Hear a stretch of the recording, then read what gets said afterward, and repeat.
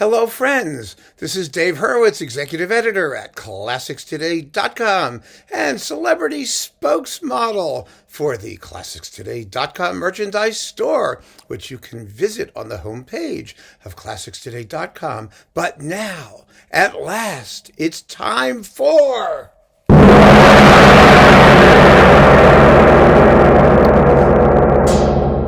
Yes! The KOLA Awards! The Keep On Listening Awards. Now, I have to confess, as you know, if I can make this stop, well, let me just reverberate for a few minutes here.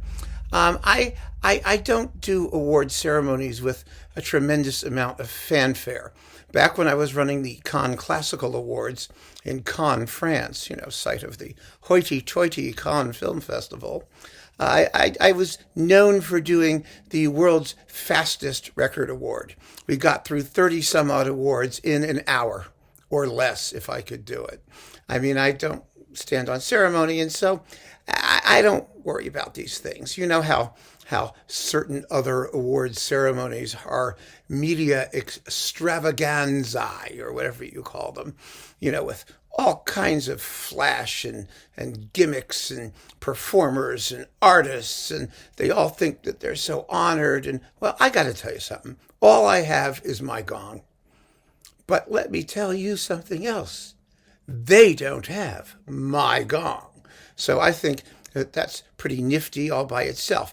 And more to the point, what matters is quality of selection, not so much whether or not the artist shows up and speaks ad nauseum about how wonderful they feel that the universe is giving them recognition. I think I should let the universe do its own speaking for itself, and I will select 10 amazing, fabulous, terrific recordings that you just need to have. You really need to have. And this year, I don't need to tell you, this year has been a year of unbelievable box sets, so I have to take care of those. I'm not limiting myself just to new releases. And if that means fewer new releases get awards, it's the way it goes. It's what the industry is doing. But there are some amazing new releases. And I've tried to focus on some of the less standard repertoire. Not all of it. I mean, if it's great, it's great. I don't care. I don't care if it's Beethoven's Fifth. If it's great, it's great.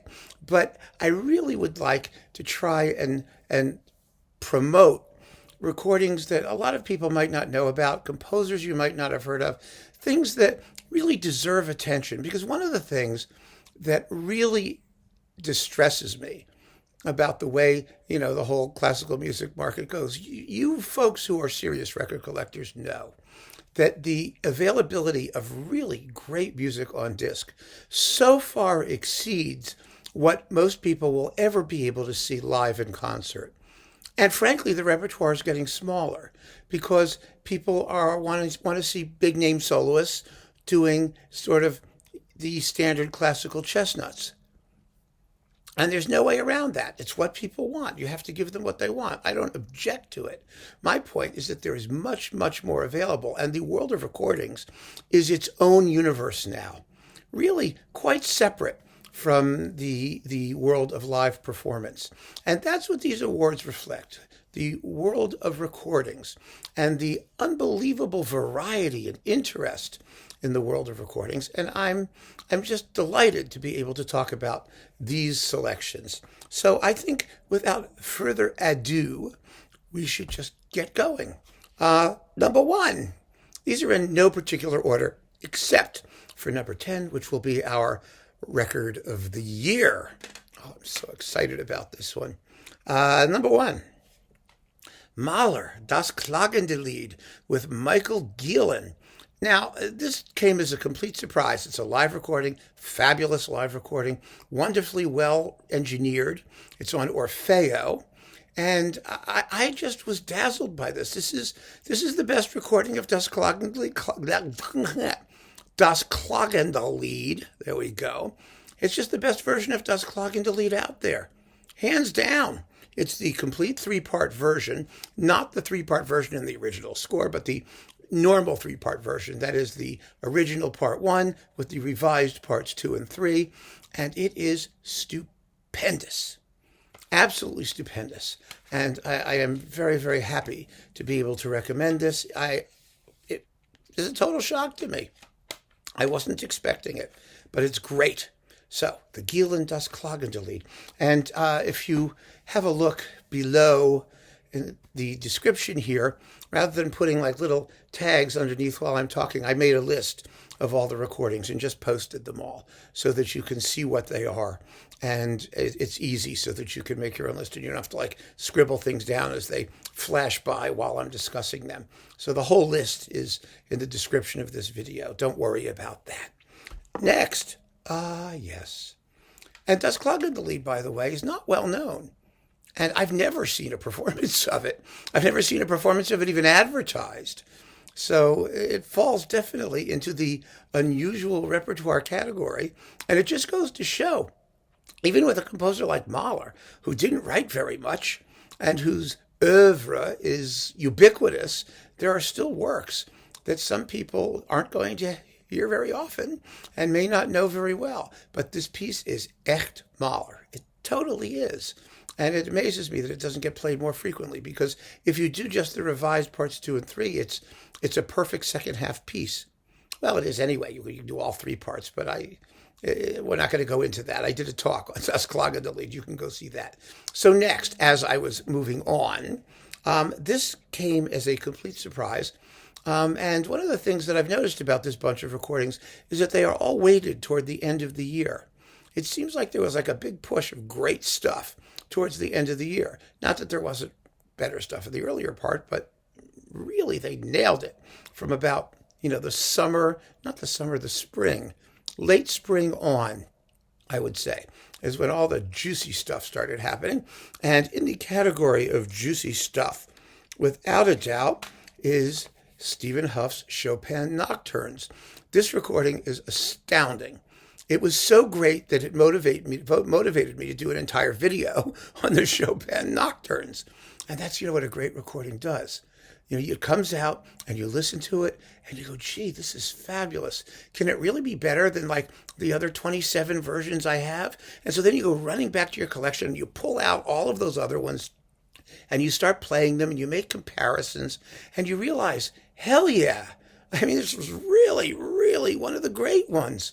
So it's on Hyperion, and it is one of those performances that I just find so heartwarming, because it tells us that there is still greatness out there, and there is greatness out there in music that we know to death, or thought we knew to death, and there are still new things to be discovered, wonderful things to reveal, and fabulous artists out there to reveal them, amongst whom Stephen Hough is definitely one of them. Great, great pianist. So this is number 2. Number 3, another recent one. I have been listening to this, and the more I listen to it, the more I love it, the more it impresses me. This is the Bartók Music for Strings, Percussion, and Celesta and Concerto for Orchestra with Susanna Mälkki and the Helsinki Philharmonic Orchestra on Bis. Now, she has already done 2 other Bartók things. There's a Bluebeard's Castle, which I have not yet had a chance to listen to, but I will. And there was also The Wooden Prince and the Miraculous Mandarin Suite, which is also just superb. These are marvelous performances. I think that they represent almost a new standard for the Helsinki Philharmonic, which sounds absolutely world-class in every department. The sonics are fabulous, but it's the interpretations that are so powerful and impressive. And I chose this one because Bartók's Concerto for Orchestra is one of those pieces that everybody does. Everybody does it. It's ubiquitous. But how many great ones are there? Not that many. And it's fairly easy to tell the really, really great ones from the merely very good ones. And there are a lot of very good ones. And it's a piece that, in a way, never fails to make the right effect. It's almost unkillable. I can't think of any bad performances of it. So when something comes along that's really outstanding, that really grabs you like this, it's an achievement. It's a major achievement. And I have to say, it's also true of the music for strings, percussion, and Celesta, of which there are innumerable terrible performances. Most of them bad because they're either too slow or too rhythmically slack, I mean, there's just a million things that could go wrong in the music for strings, percussion, and Celesta. And here, nothing does. It is an extraordinary disc. Usually you get one good piece, but the other one isn't as good. These are both equally fine. And I can't even tell you how rare that is. That is very, very unusual. And so, Susanna Mälkki, congratulations. You get a KOLA 2021. Fantastic thing. Oh, I'm dropping things all over the place. That's just the thrill of the whole event here. Next. Oh, this is such a glorious disc. This is my favorite disc for playing in the car. And that I say that in the most serious, highest sense of the term. If something has earned the right to be played in the car and keep me going when I'm in the car, because frankly I hate driving, it is of the finest quality. And it is the Kit Armstrong Deutsche Grammophon debut album containing, I think it's his debut album. Anyway, it's called The Visionaries of Piano Music, and it's all music by William Byrd and John Bull. Early virginal music. It was written for the virginal, and he plays it on the piano unbelievably well, with enormous sympathy and intelligence, and oh my God, this is thrilling music. It's glorious music. Well, I mean, in some ways, it's a little predictable music. I mean, they're basically variation sets. And even the fantasies and things like that, they're basically variation sets. That's what most of this stuff is. But they are brilliant and beautiful. The tunes are wonderful. And the playing is utterly captivating. It's a 2-disc set. And, that along with the Stephen Hough Chopin Nocturnes, I mean, these are my 2 keyboard records of the year. They really are. And I think this is just stunning. Absolutely stunning. And I'm even more impressed, frankly, that it was released on Deutsche Grammophon, which has distinguished itself by doing the worst, stupidest, most ridiculous collections and purported classical music releases of any major label. They're such an embarrassment now. But every so often, something slips by, and it's actually real classical music and brilliantly done. And I can't wait to hear Armstrong's next disc for the label, because it's fantastic. And it's not, some little operatic recital or some sort of classical / pops crossover ordeal. This is serious music played to the nines. Yes. Another one of those discs that tells us that greatness is all around us if we but keep on listening and keep our ears open to the potential of what's out there. I have seen some reviews of this by, like period music specialists who turn up their noses and go, well, we all know that the Selinger's round actually should be played a little more quickly or a little more slowly. No pedantry allowed here. It's marvelous. Next, these have all been released fairly recently. You'll notice, right? I mean, there was just this run of really great stuff. Now, I mean, it could be that I missed some of the really great stuff that came out earlier in the year. That's a possibility, too. But one of the things about the KOLA Awards is that I don't limit myself to any one year. I do it based on anything that I loved, that I think you should love, that you would love if you heard it. And it doesn't really matter when it came out. I mean, obviously, if it's been out for 25 years and it's already been recognized, that's a different thing. But I mean, as long as it's within, a few months either way, half a year either way, I don't think it makes any difference. I really don't. The important thing is to give the stuff recognition. And this next disc, I think, sort of illustrates one of the points I'm trying to make. Martinu's late orchestral pieces. This is another fabulous disc. It's as great as any Martinu disc out there. And you may say, oh my God, how many Martinu discs are there? Surprisingly many of this repertoire, especially the Frescoes of Piero della Francesca. That's a work, and you can watch the video and listen to samples, because it's on Supraphon, thank God, featuring Tomasz Netopil with the Prague Radio Symphony Orchestra. You could find quite a few performances of this stuff out there with which to make comparisons. And when you're dealing with unusual repertoire, sometimes you never really know just how good it is until something better comes along. And then you realize the thing that you praised and loved wasn't really as good as you thought it was because the next one was really better. That's always a risk. It's a happy risk, but it's a risk. But here I can actually make the comparisons and tell you that these performances are as fine as any that have ever existed in this music. And what music! A completely individual, mature, contemporary, captivating, enchanting, colorful, rhythmically vibrant voice. I mean, Martinu is a great composer, but the only way that composers like Martinu actually get the attention that they deserve and have a chance of entering the repertoire is through repetition. You know, it's one thing when a disc like this comes out and you say, oh, it's great, you want to get a Martinu disc, get this. And it's your one Martinu disc and everybody gets it and then no one talks about it again. And it might as well have never existed. What makes the classics, the canon, the classical canon great is frequency of performance. The fact that it keeps getting shoved in front of people and they're told, yes, this is great music. You should be listening to this. And when more people do it, the more it gets shoved in front of them, the more enjoyable, the better the chance it has of actually getting some positive feedback from music listeners and become, part of the great repertoire of classical composers. And this deserves to be there.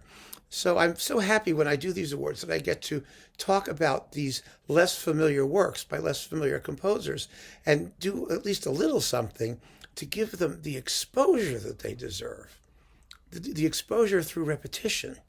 So I'm sorry if I sound like a broken record repeating myself, but it's necessary. We have to keep insisting that this is great stuff or no one's going to pay any attention. And there's no other way. There's no other way to promote music than to listen to music. We have to keep on listening. Yes, so this gets a KOLA award for sure. Now, I now have 4 very, very different boxed set collections that have come out this year. And they're sets that we've wanted, that we were waiting for. We knew they were great to begin with. They're easy calls. I hope you don't think I'm chickening out by mentioning them. But one of the reasons I think it's so important to recall them once again is that almost all of them are limited editions. And I don't know, maybe some of them are gone even as we speak. I have no idea. But if we don't talk about them frequently, then we're going to have a real problem because they're just going to disappear and none of us will have a chance to get them. And that would really be depressing.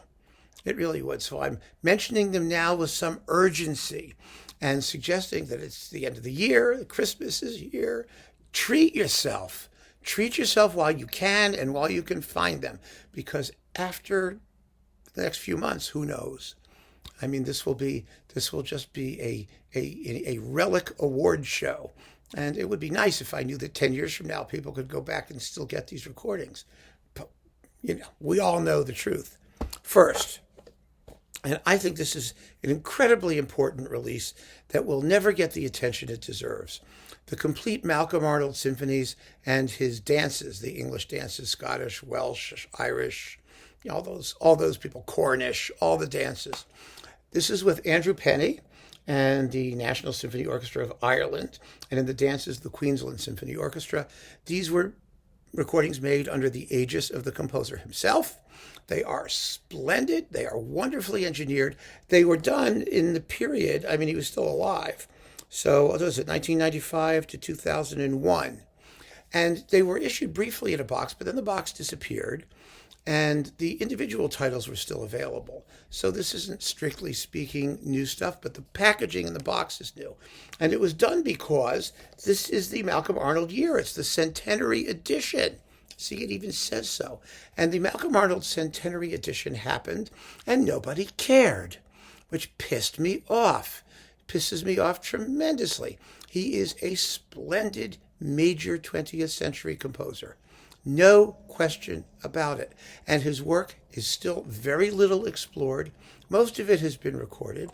BMG had a huge Malcolm Arnold edition, all the symphonies and concertos and things on conifer, which they repackaged, that lasted as a budget box for about 8 seconds and then disappeared. Poof, kerplooey.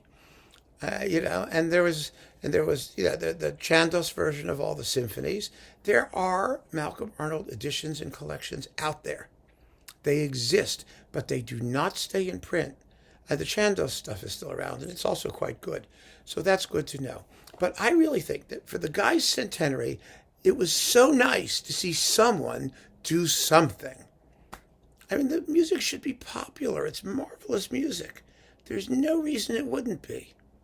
But unfortunately, people just choose not to pay attention. And this is another one of those cases where that which is on recordings is so much more interesting and varied and fascinating and worth exploring than 99% of what you're going to find on an average concert program at your local symphony orchestra. So I cannot recommend this highly enough.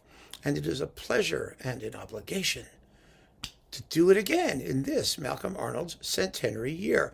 And thank you, Naxos, for paying attention.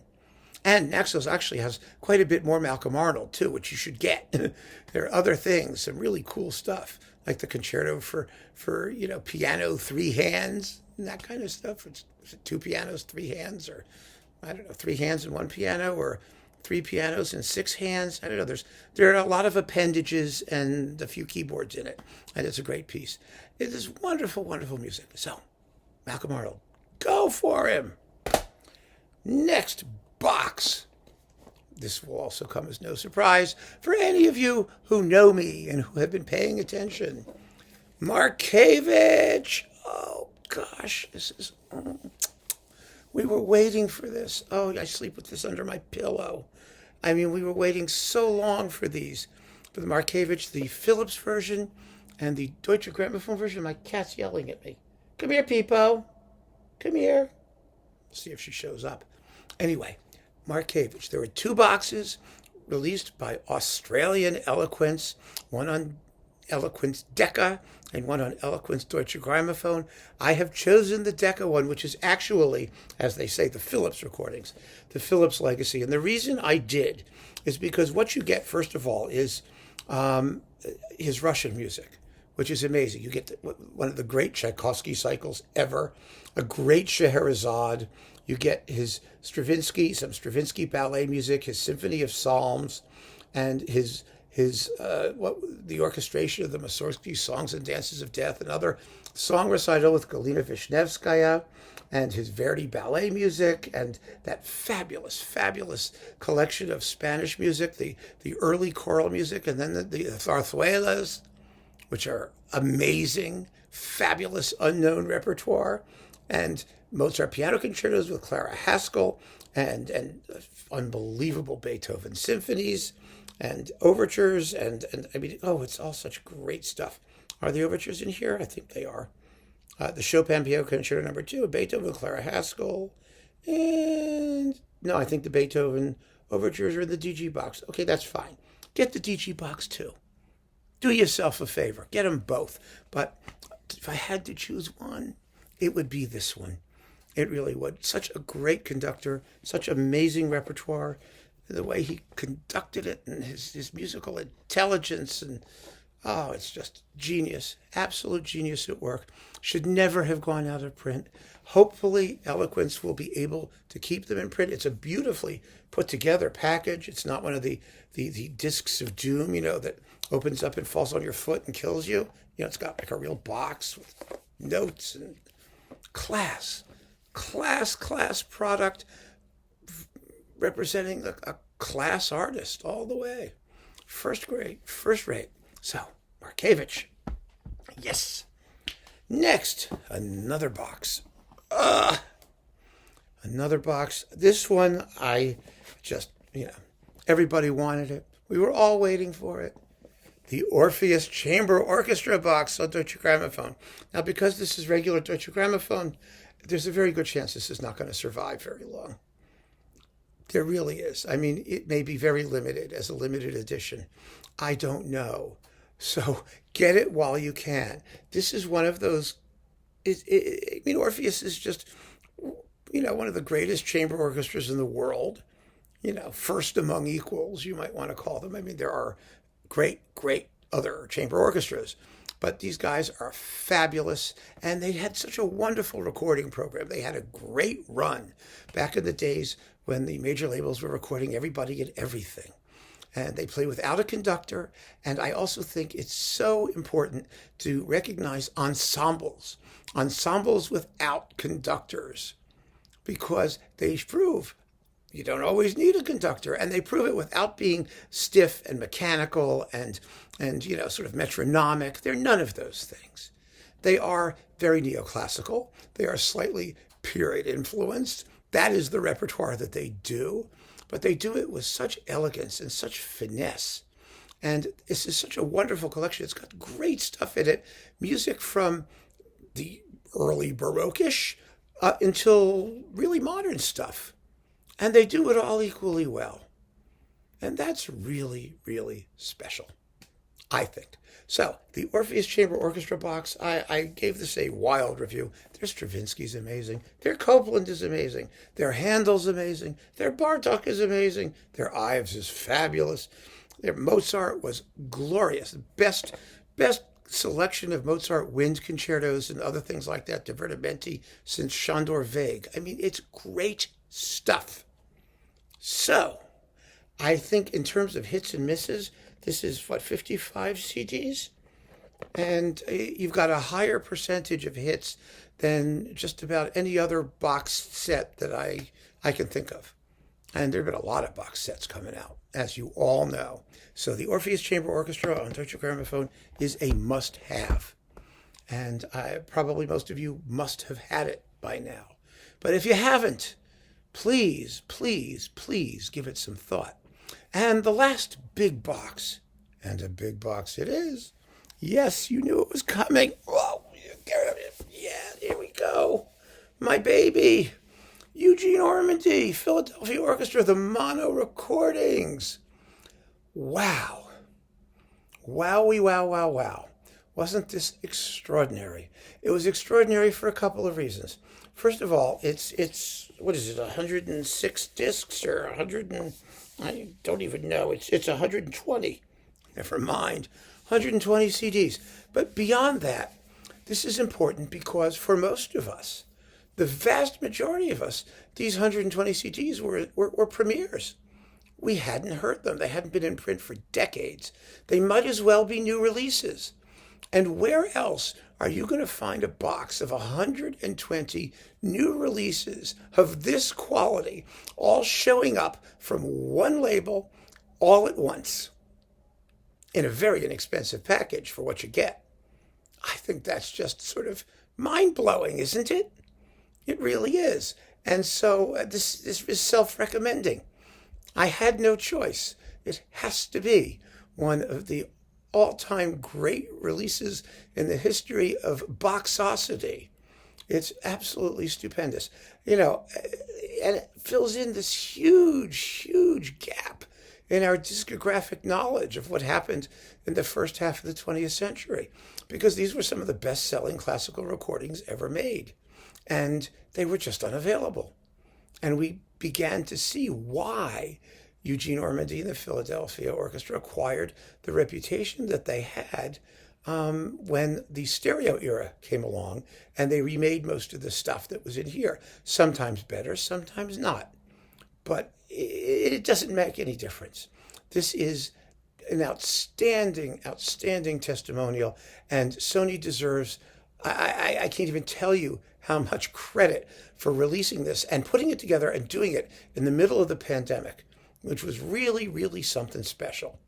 So it's absolutely essential, and it will go out of print, and then who knows what'll happen next. I also recommend this set because I really want them to do all the other stuff. They should do 2 more boxes, the stereo stuff and then the RCA stuff.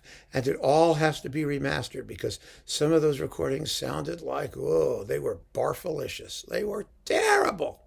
So that is essential. Let me put this down so I can do it without getting a hernia. And now, last but certainly not least, it is time for our disc of the year.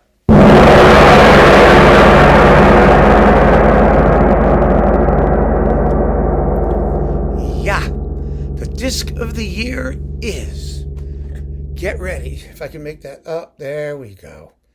I just have to sort of, stick my head on it, and it makes my brain vibrate instead of the gong. It's the same difference anyway. You get the noise coming from here or from there. Kapustin, disc of the year. Nikolai Kapustin, finally a legend as a composer for the piano, but his orchestral work is all but unknown, and there's quite a bit of it. A substantial amount of it. Kapustin, as we know, was a thoroughly Russian composer who composed in a thoroughly jazz-saturated American-style idiom. And, I mean, who would have thunk it? The idea that this particular mixture could come out as thrillingly compelling and masterful as Kapustin is, I would... You could have knocked me over with a pin. I've known his piano music for a long time. I've loved it for a long time. It is exciting and it's fun. And when I reviewed this originally, in the comments, I saw comments like, it's crossover and it's shallow because it's jazz, which has to be shallow because it's all fast. Well, first of all, it's not all fast. It's absolutely not all fast. You listen to this, these pieces have slow movements, and the slow music is slow, and the fast music is fast. So that's just bull, number one. Number two, there is nothing crossover in the pejorative sense about this. I mean, I have no problem with crossover because, there's good music and bad music. We all say it.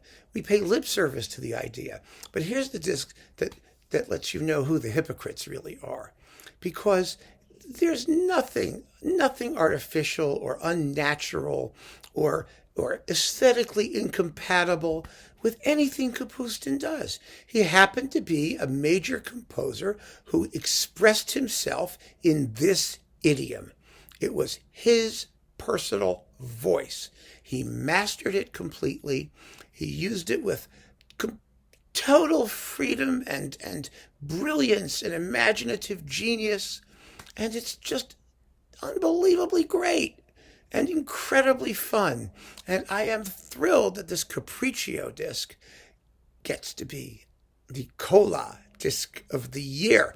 And it features Frank Dupree, who is an amazing pianist in this music. He's a jazz pianist and a classical pianist and a pianist. And he also conducts the chamber symphony on here, which is a wonderful work. And we get Roseanne Philippens on the violin, and the orchestra of the Württembergisches Kammer Orchestra Heilbronn, another great chamber orchestra, in this case conducted by Case Scaglione from Texas. And it is one of the most thrilling discs I have heard in many a year. I am so happy to get to know it, and I'm begging these people and Capriccio to give us more Kapustin orchestral music. Do a series featuring all of the piano concertos. There are 6 of them. There's plenty of music to explore, and I just can't wait to see if there's going to be more. And I hope that this recognition maybe will spur a little bit of enthusiasm for this guy who just passed away very, very recently. And they will make this a series like they did their, Capriccio did a wonderful series of Walter Braunfels. They've done, Schnittke film music. They've done some amazing series of off the beaten path, off the beaten track repertoire. So there's no reason why we should not get lots more Kapustin. I know that they're doing another disc here, that Frank Dupree is doing another disc, but it's not orchestral music. And I want to hear the orchestral stuff. I really, really do. And so that, my friends, is the KOLA Disc of the Year. There.